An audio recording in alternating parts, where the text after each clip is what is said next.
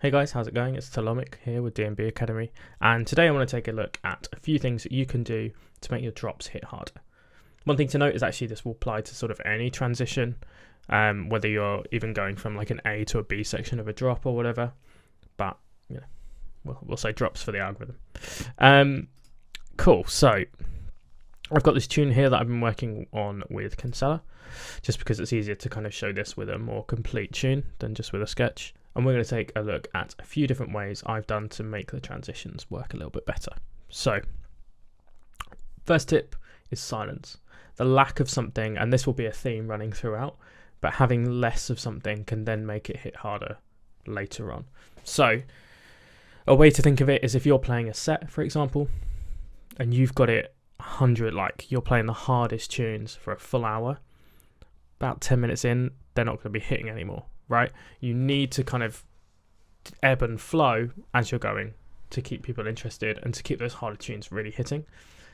And the same applies when we're working on tunes. So if I want a drop to hit harder and I've got a bass coming in and some stuff like that, I want to make sure that just before the drop I've taken that bass out. Another thing you can do is just take loads of elements out. And so I'm lucky here, this has got a brilliant vocal on it.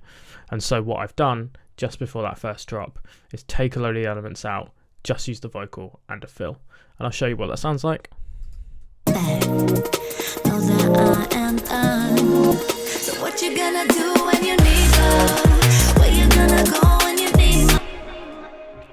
One of the ways to think of it is that if we look at the full spectrum, just here in Vision, I'll play that section again.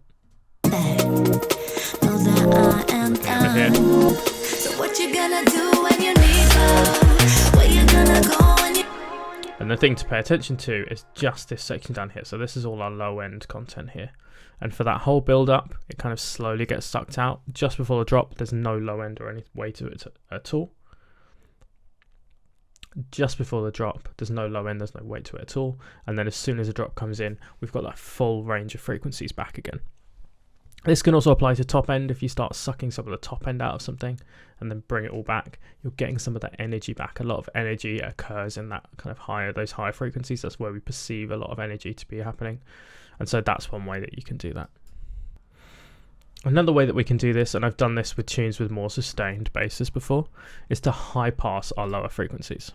So if I get the auto filter here and just put that on my entire bass group, so this is all the bass sounds in here. They're all grouped together, and I do that so that I can apply sidechain and various other processes to the entire bass group and also control them in the mix. But I think I've covered groups in a previous video. If not, leave a comment and we'll do it in a later one. So if I copy, for the sake of tutorial, copy these basses over to this previous section, I would then add a high pass just up to a couple of 100 hertz or whatever, and then bring that back down on the drop. So we've got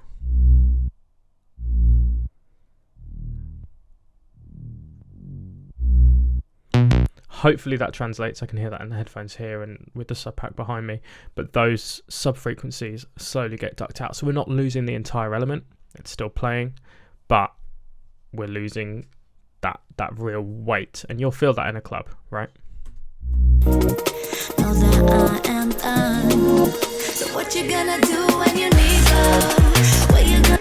And you have that same impact where everything comes back in and you've got the full range of frequencies.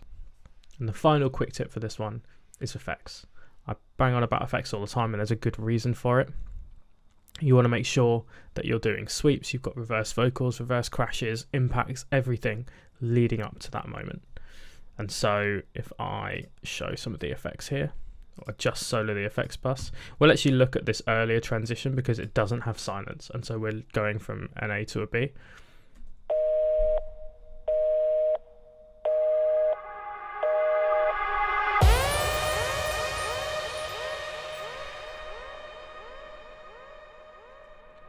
And a similar thing could be applied regardless. And so to whatever section you're doing, The thing to think of is that you're building up tension, and so by having that sweep slowly coming in, we've got some kind of cool panning stuff going on as well.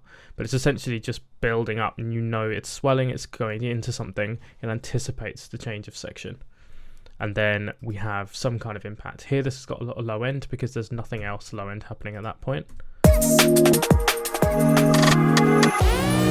was the one that you turn to whenever you need a friend. And so we can think of like adding more lower frequency stuff like sub booms and stuff if you wanted to, if this was a harder tune. Same here coming out of the drop. So,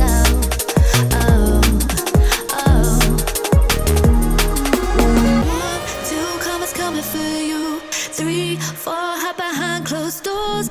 And so I always think of like, you know, you've got to play it slightly to the type of tune you're doing. If you're doing dance floor or heavier neuro, you can do really aggressive white noise sweeps and everything else. But if you're doing something a little bit more subtle like this, you just want to be aware of the type of effects you're using.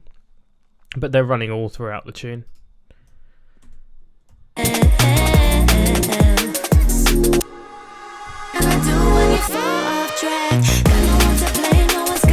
So we've got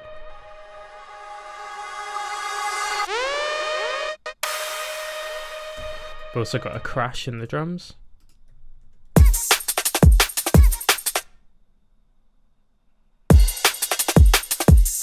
Back when it comes back in again. So it's worth thinking about.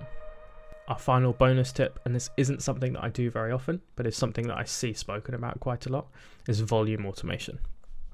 And so I see people often talk about doing it on the master.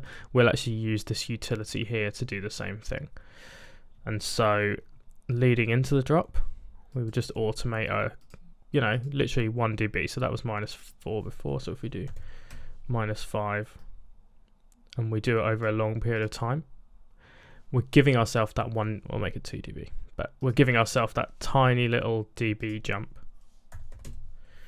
to then go back up. So the volume hits louder.